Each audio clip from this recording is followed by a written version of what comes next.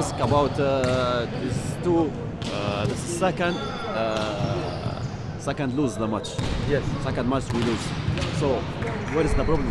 He's asked about the reason. Is not prepared to very good or something else. He asked about.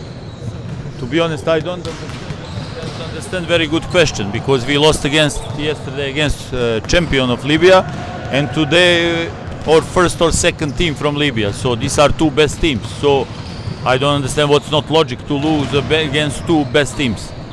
قال لك ماهوش عارف شنو المغزى من موضوع السؤال، انه هو خسر مع احنا فريق صغار، نحن خسرنا مع فريق قامس اللي هو الاهلي طرابلس اللي هو بطل الدوري السنه اللي فاتت، وخسرنا اليوم مع السويحلي ودرنا مباراه ممتازه لان اللي هو كاين الترتيب الثاني السنه اللي فاتت وحامل الكاس. If he don't understand the answer, he can take names of the players: Al Ahly Tripoli, Al Ahly Benghazi, Svehli, Al Ahly Benghazi, and then we will see. These are good teams.